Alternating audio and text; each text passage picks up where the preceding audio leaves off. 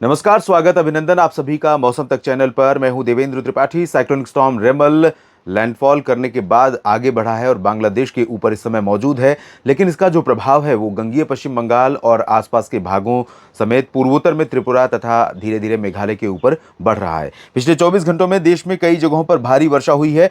इस बीच ये cyclonic storm अभी जो लैंडफॉल किया था रात में, तब इसकी जो इंटेंसिटी थी वो सीवियर साइक्लोनिक स्टॉर्म की थी और तकरीबन 135 किलोमीटर प्रति घंटे की रफ्तार से हवाओं के साथ ये लैंडफॉल करने के बाद यहाँ इन तमाम जगहों पर तबाही इसने मचाई है।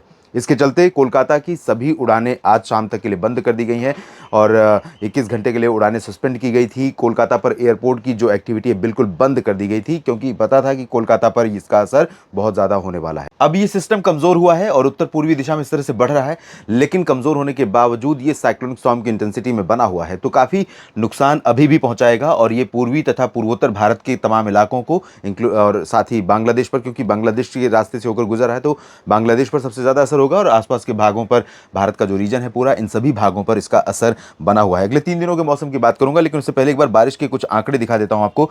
जिस तरह की बरसात इसके चलते हुई है सागर आइलैंड में, क्योंकि सागर और खेपुपाड़ा, सागर आइलैंड जो है पश्चिम बंगाल का भारत का क्षेत्र और खेपुपाड़ा जो बांग्लादेश का क्षेत्र, इसके बीचों बीच से इसने लैंडफॉल किया है और सागर आइलैंड में 181 मिलीमीटर की मूसलाधार वर्षा इसके चलते रिकॉर्ड की गई। कोलकाता में 153 मिलीमीटर की मूसलाधार बारिश हुई, कोंटाई में 129, डायमंड हार्बर में 119 मिलीमीटर की वर्षा हुई है। ये चारों स्थान पश्चिम बंगाल के हैं। नॉर्थ लखीमपुर, उत्तरी लखीमपुर है असम में, जहां पर 98 मिलीमीटर, कैनिंग में 96, कोलकाता के दमदम एयरपोर्ट पर 91 मिलीमीटर बारिश हुई है और अलपुझा केरल में 70 मिलीमीटर, बगती में 69, दीघा में 69 मिलीमीटर, चेरापूंजी में बारिश हुई है 66 मिलीमीटर, तेजपुर में 66 और 57 मिलीमीटर चांदबाली में बारिश रिकॉर्ड की गई। इतनी बारिश लेंगपुई में हुई है।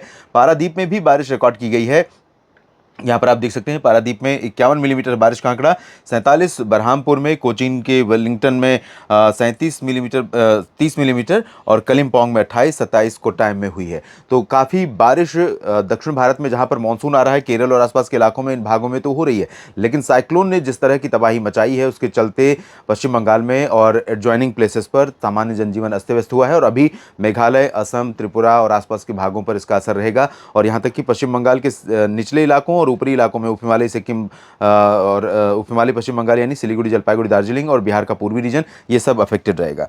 तो कैसे अफेक्टेड रहेगा, अब इसकी भी बात कर लेते हैं। आज जो बारिश की संभावनाएं दिख रही हैं, वैसे मॉडल बिल्कुल भी इसको कमज़ोर होता हुआ दिखा रहा है, लेकिन आज तमाम जगहों पर, कोलकाता में और साथ ही साथ पूर्वी झारखंड और पूर्वी बिहार, तराई वाले बिहार के रीजन में, सिक्किम में, उप हिमालय पश्चिम बंगाल, असम के सभी क्षेत्रों में, मेघालय और नागालैंड, मणिपुर, मिजोरम, त्रिपुरा, अरुणाचल, इन सभी भागों में कई जगहों पर तेज़ हवा के साथ बारिश होने की संभावना बनी हुई है।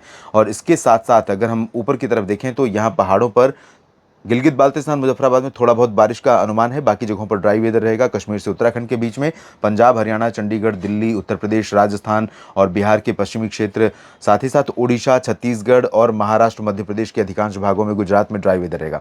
देखिए, आपने कई जगहों पर कल के कमेंट में कहा था कि गुजरात में आपने बताया था कि बारिश नहीं होगी, मौसम मध्य प्रदेश में शुष्क रहेगा, लेकिन आपने शायद ध्यान नहीं दिया होगा कि मैंने ये भी कहा था कि कुछ पैच यहाँ से जो हवा का फ्लो है उसके चलते और साथ ही साथ अरब सागर की जो नमी बीच में ऐड हो रही है उसके चलते कुछ पैच बन सकते हैं बादलों के, और वो पैच बने थे कई जगहों पर, महाराष्ट्र में भी और साथ ही साथ मध्य प्रदेश में भी। छत्तीसगढ़ और उड़ीसा में तो पैच थे अच्छे खासे, इसकी वजह से यहाँ पर बरसात हुई है, थोड़ी बहुत बारिश हुई है। और इस बीच आप देखें यहाँ पर मानसून आगे अच्छी रफ्तार में बढ़ रहा है।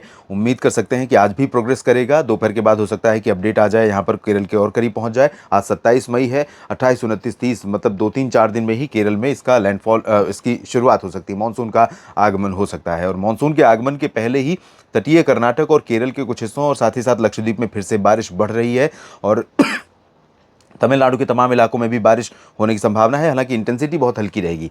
और इधर मुंबई से लेकर, गोवा से लेकर मुंबई और सूरत तक बारिश की संभावना है। सोमनाथ, वेरावल, भावनगर, द्वारका में भी कुछ स्थानों पर वर्षा होने के संकेत हैं। बाकी जगहों पर हीट वेव का भीषण प्रकोप लगातार जारी रहेगा।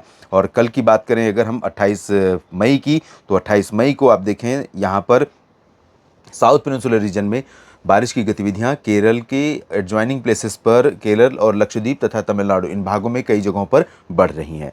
और साथ ही कोंकण गोवा का जो पूरा कोस्टल रीजन है, गुजरात का तटीय क्षेत्र है, सौराष्ट्र, इन भागों में बारिश धीरे धीरे शुरू हो रही है। और इसी बदलाव के चलते ही आने वाले समय में पूर्वी राजस्थान, मध्य प्रदेश और उत्तर प्रदेश, दिल्ली, हरियाणा, इन भागों में भी मौसम बदलेगा। लेकिन अभी भी इंतज़ार है, इंतज़ार करना पड़ेगा, क्योंकि ये हवाएं काफ़ी सताने वाली हैं, गर्म हवाएं हैं, लू का प्रकोप रहेगा तेलंगाना में, महाराष्ट्र के पूर्वी रीजन में और कर्नाटक के उत्तरी इलाकों में, आंध्र प्रदेश, ओडिशा, छत्तीसगढ़, उत्तर प्रदेश, इन सभी भागों में। हालांकि कल यानी 28 मई को बिहार के उत्तरी क्षेत्रों में और पश्चिम बंगाल के गंगेय भागों तथा उप हिमालयी सिक्किम और आसपास के इलाकों में कई जगहों पर वर्षा होने की संभावना है। उत्तर प्रदेश में आज भी और कल भी तराई वाले क्षेत्रों में और पूर्वी रीजन में अयोध्या तक कुछ जगहों पर बादल बनते रहेंगे और कुछ जगहों पर हल्की वर्षा होने की संभावना रहेगी। पूर्वोत्तर भारत में भारी बारिश की होने के आसार हैं। उत्तराखंड और हिमाचल तथा लद्दाख में कुछ जगहों पर वर्षा हो सकती है। थोड़ा सा नमी यहाँ से पहुँच रही है, थोड़ी सी नमी, और थोड़ी सी नमी का प्रभाव WD के चलते है, जिसकी वजह से यहाँ पर मौसम सक्रिय हुआ है। और तीसरे दिन यानी 29 मई की बात कर लें तो 29 मई को भी कमोबेश उत्तर भारत के पर्वतीय क्षेत्रों, मैदानी इलाकों में वैसा ही मौसम रहेगा।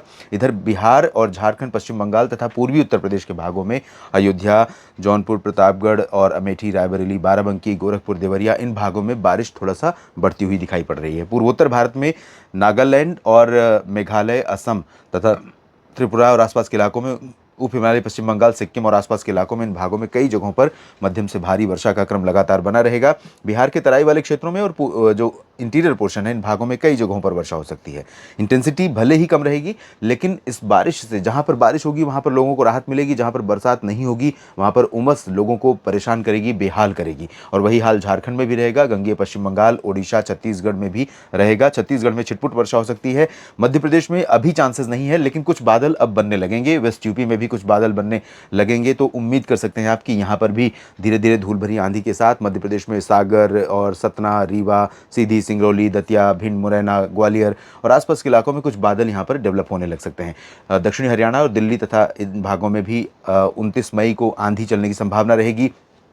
कुछ बादल राजस्थान में अजमेर से लेकर दौसा, धौलपुर, करौली, भरतपुर और आसपास के भागों पर बन सकते हैं।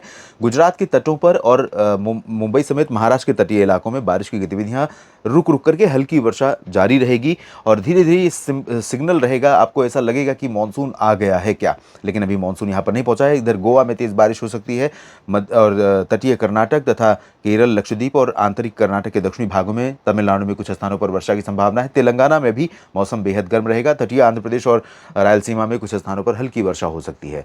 इस बुलेटिन में अभी इतना ही। आप लगातार बने रहिए मौसम तक चैनल और न्यूज़ मीडिया मंच पर। शाम के समय लाइव जुड़ूंगा और भी बुलेटिन्स बनाऊंगा, जिसमें मध्य प्रदेश का साप्ताहिक मौसम पूर्वानुमान और छत्तीसगढ़ का साप्ताहिक मौसम पूर्वानुमान होगा न्यूज़ मीडिया मंच पर। और यहाँ पर और भी मौसम की बातें होंगी। आप लगातार मेरे साथ बने रहिएगा। धन्यवाद।